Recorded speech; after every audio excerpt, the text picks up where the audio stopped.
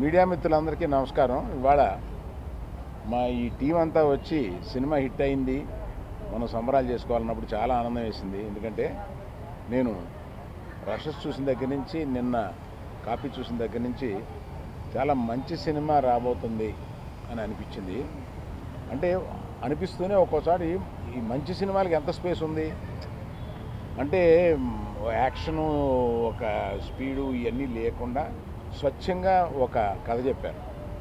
అందులో ఈ మధ్యకాలంలో రాని కథ ఏంటంటే, ఒక అక్క తమ్ముడు గురించి కథ, ఆ అక్క తమ్ముళ్ళలో ఉన్న కమిట్మెంట్ గురించి కథ. అందుకని ఈ పాప అక్కడ ఉంటే, నువ్వు పక్కకు రా, ఇది నీ కథ అన్న టైప్లో. ఇది హీరోయిన్ ఎక్కడ, నువ్వే అనుకోక అంత ఈ 1.5 year కష్టపడి తీశాడు ధీరజ్. ఏంటి ధీరజ్ కంప్లీట్ చేయమంటే, ఏదో క్లైమాక్స్ ఒకసారి చూసాం, నచ్చలేదు, మళ్ళీ తీసాం, ఇలా చెప్పుకుంటా వచ్చారు. ఆ డైరెక్టర్ కూడా ప్రతి సీన్ని, కంగ్రాచులేషన్స్ బ్రదర్, ప్రతి సీన్ని అంతా చక్కగా తీర్చిదిద్దాడు. అన్నిటికన్నా నాకు హైలైటు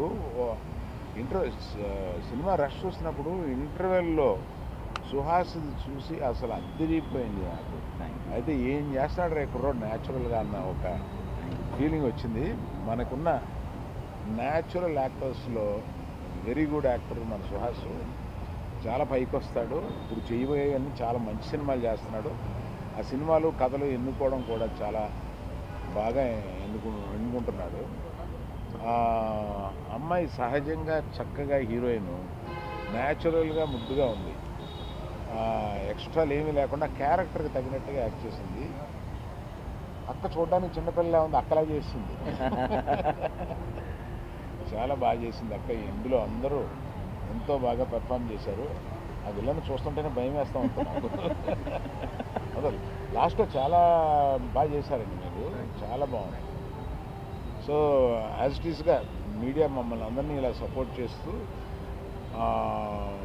గీతాకి అనుబంధ సంస్థల్లో ఇవన్నీ కూడా ఉన్నాయి కనుక వీళ్ళందరినీ మేము ఎంకరేజ్ చేస్తాం కనుక మీరు కూడా వారందరికీ చేదోడు వాదోడుగా నుంచి వాళ్ళందరూ సక్సెస్ అయ్యేలాగా చూస్తున్నందుకు మీడియా కూడా ప్రత్యేకమైన అభినందనలు. Thank you very much.